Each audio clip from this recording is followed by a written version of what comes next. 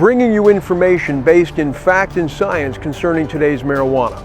I'm your host, Chris Wolf, and this is Perspectives.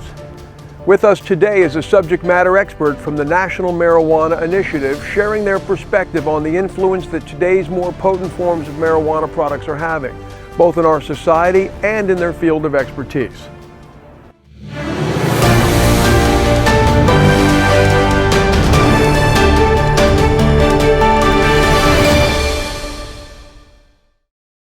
We're here today with our ecologist and wildlife expert, Dr. Greta Wengert. Dr. Wengert, welcome. Thank you. Dr. Wengert, talk a little bit about the ecological impact of trespass marijuana cultivation that people really are not aware of.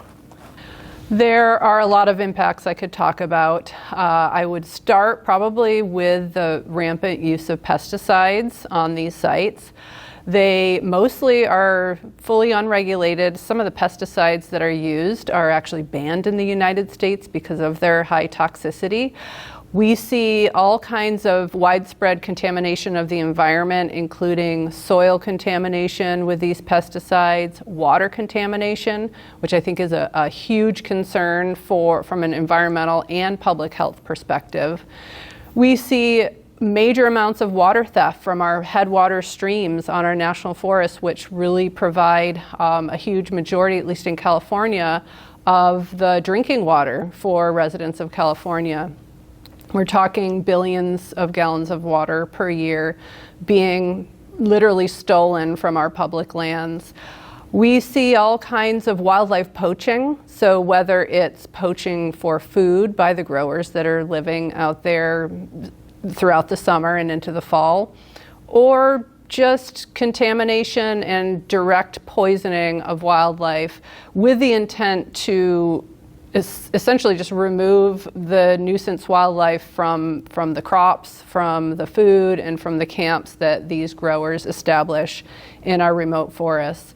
And probably an impact that people don't think about a lot is the risk to just recreationists, hunters, fishers, people just wanting to use our national forest. There's a risk to going out there which really causes people to step back and think, hey, do I want to wander into the wilderness of our public lands for recreation, or is it not safe enough for me to do that? And I think that's an unfortunate but unforeseen consequence of these dangers that are out there.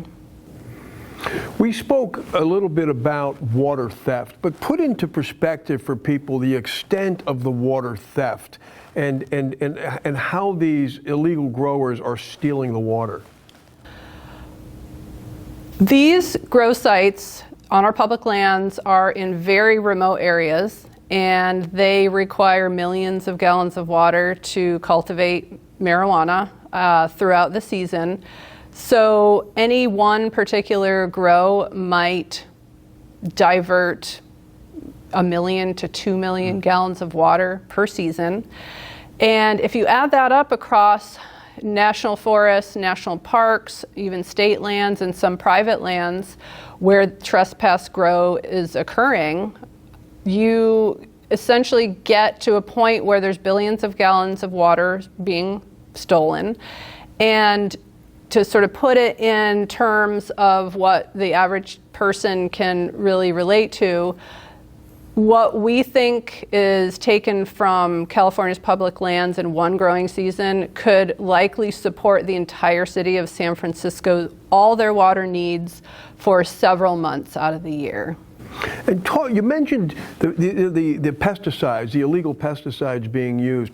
Talk a little bit about the extent of the overuse of pesticides that are being used and the exact damage being inflicted on wildlife and the environment. The pesticides that are being used are very toxic. They're being used because they're really good at killing insects and mites and things that damage the crops. And therefore, they use them in high concentrations, much higher than ever would be used in a legal situation. Even the pesticides that are legal to use on crops and in people's gardens in California are being used out there. However, the way that they're using them and the concentrations at which they're using them are so much higher than would ever be allowed in a legal scenario, that they are filtering into the environment, and what we see is a long-term legacy impact where the biotic community is contaminated. Let's say, for instance, the prey community for spotted owls and fishers, both of which are species that are endangered and threatened in California right now. They get impacted by these pesticides just by consuming animals that have been exposed to these pesticides. So we start to see infiltration of these toxicants throughout the food web, and in ways that you wouldn't necessarily think would happen, right up the food chain to the highest consumers, and potentially the fact that we've detected them in game species to people that are consuming game species. Dr. Wengert, we actually met 4 years ago when we were filming an illegal grow site in Sierra National Forest. Can you discuss a little bit how many estimated illegal grow sites there are in California versus how many they actually find every year?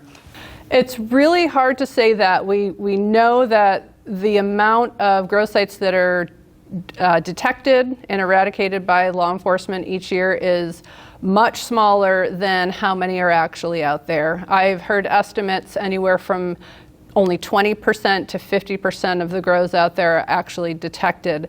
So what we know of is that in California alone, there's thousands of grows dating back 10 to 15 years.